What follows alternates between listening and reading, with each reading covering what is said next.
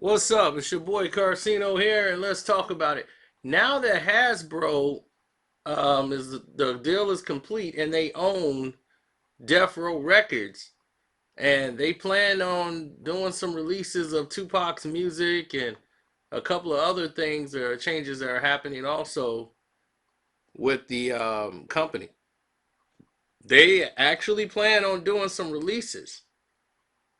Now, granted, there's might be some people that they can. I think they're going to settle some lawsuits, and this was $1 billion exchange,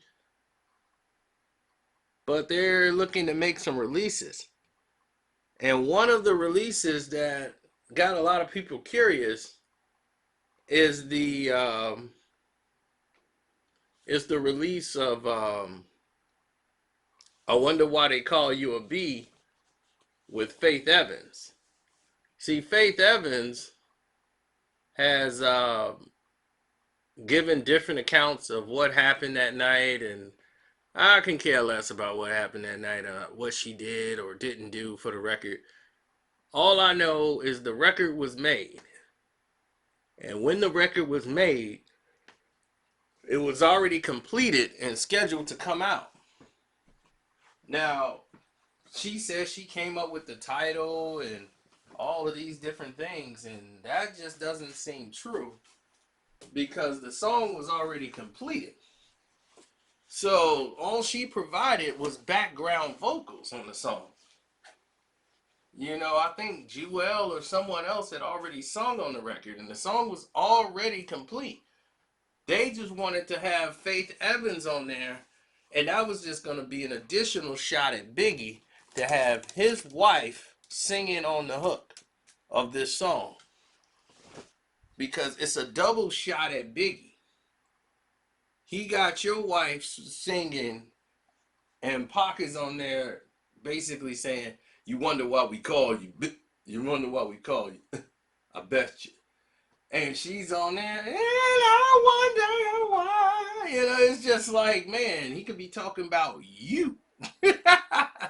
And it's funny because the song has nothing to do about faith, but she could be on it, and it could be a double message. And it's a shot at Big because he was already preparing, and working to do this.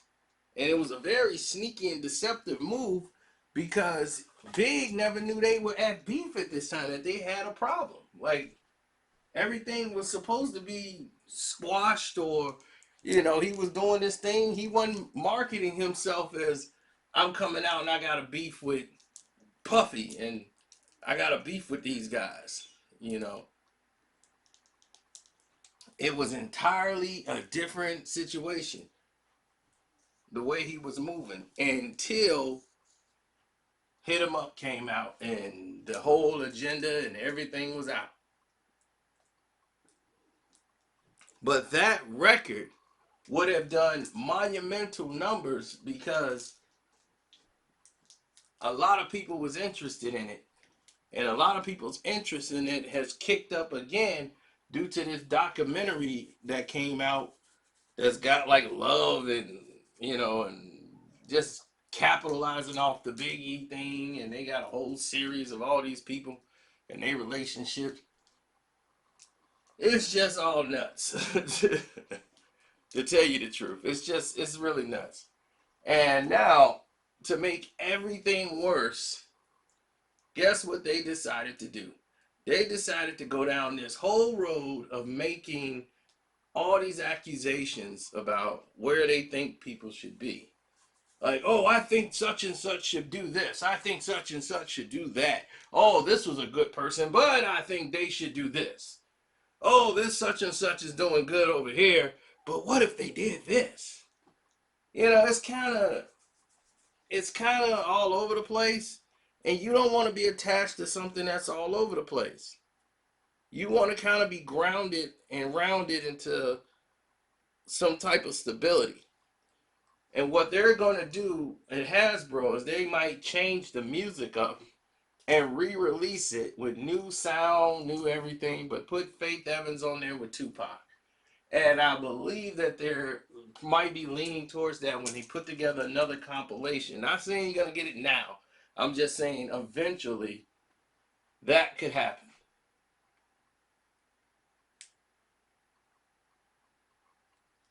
So don't be surprised when you see that record pop up.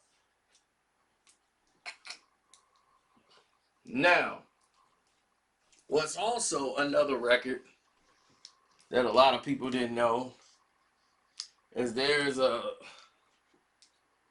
record I think that got C-Bo, Pudgy the Fat Bastard on it, and C-Bo the Bald Head Nut. And we've never heard that song before. I think we might have heard the lyrics before, but not the record.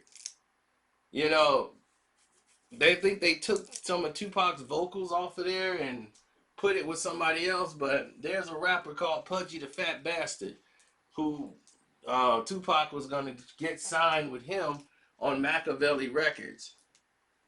And C-Bo the Bald Head Nut, he loves C-Bo. So that was like one of his guys. He loves C-Bo. So they did a song together, I think, that didn't come out. I think they might release that one as well with the artists on there. Now, don't quote me on that. That's just an assumption because of people's situations have changed in the past 20 years. Most of these artists are not with the same record label anymore. So the record label they was under that they recorded might not approve of it, and they might not own their catalog or their name anymore. So to use them on the actual record might not go that well. But I would like to see that song released. I mean, hear that song released in its entirety, before it gets altered and, it just sounds ridiculous. Um, what else is out there in the news of the world today? What else that went on in there? Because I know Tupac had a lot of other records that he recorded with other people. There was some other outlaw songs that he made that we didn't get either. But I think that might be harder to do because I think some that he had that were before predated Death Row. And I think that the Outlaws have those records. Like, I don't know if that was going to be on an Outlaw or Thug Life record or what have you. But some of those records got destroyed.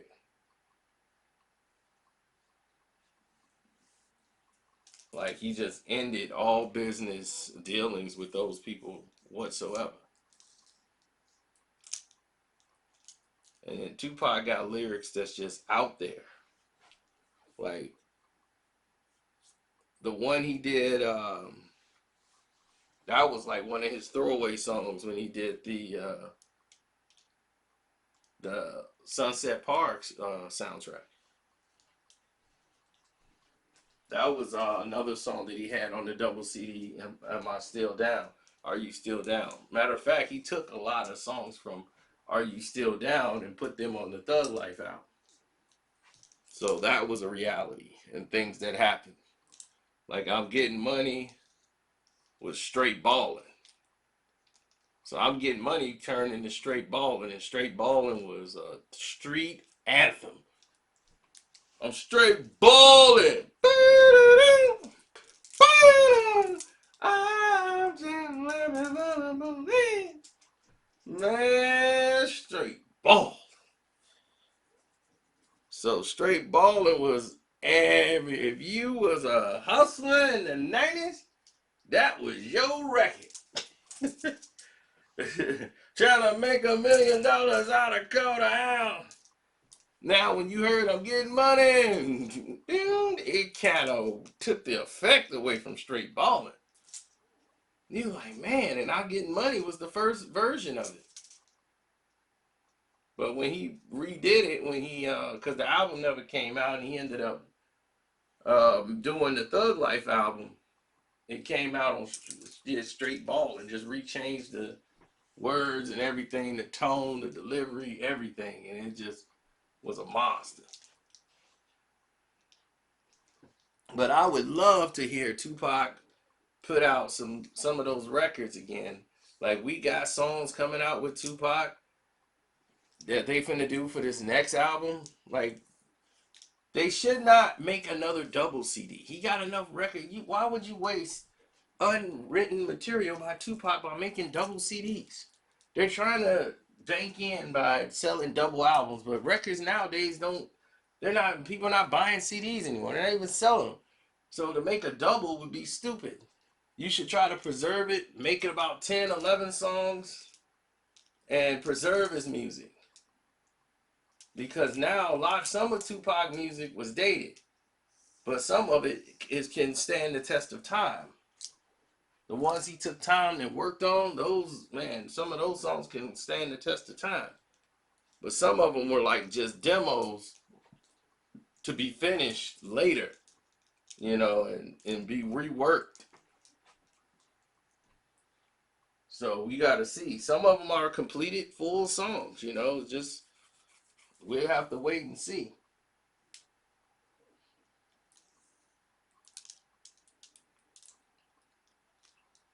I don't know. Faith Evans changed her story up so many times. It's like, oh, great. Are we right back to the Faith Evans, Tupac, and Biggie again? It's like it's kind of retarded. It's repetitive almost.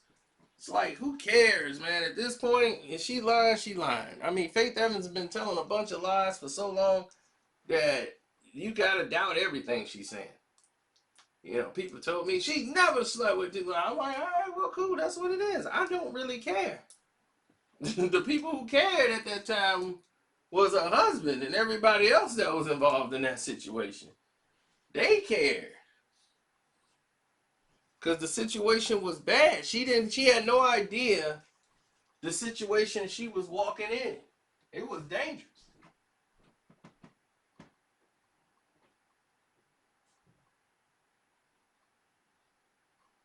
Now, while we talking dangerous, what could be more dangerous than somebody walking into a situation and where people are trying to harm them? You see what I'm saying?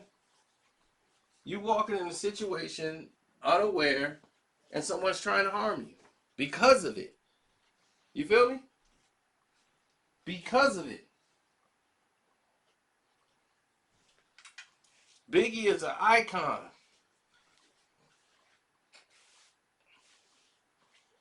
Tupac became an icon. But Biggie has enjoyed more success in his passing than Tupac almost. Meaning that he's praised a lot more than Tupac was.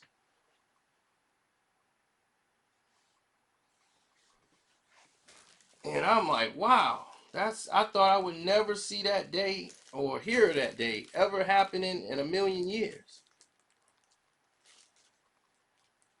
But it's just true.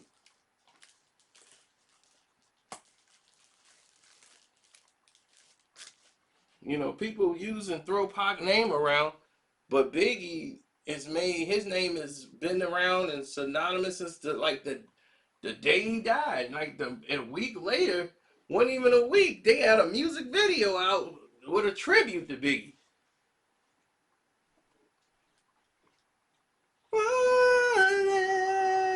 I'm like, man, it wasn't even a week. They got a tribute album out.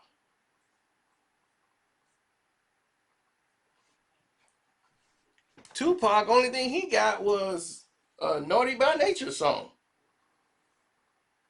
It was like nobody from Death Row stepped up and made a record to say, yo, this is for Pac.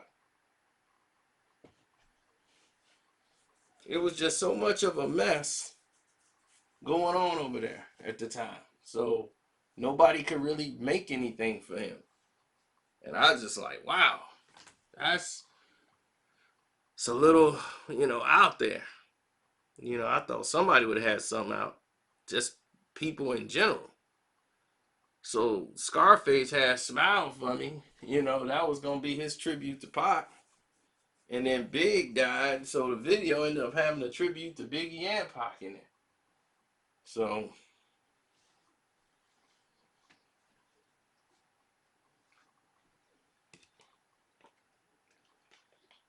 they were gonna put the freestyle out, but we heard it on the Machiavelli tape. But they were actually gonna make Pac freestyle into a song that he did with Scarface and make that part of, a record. So that was another one too. Almost forgot about that. They were at a radio station and they was freestyling down in Houston.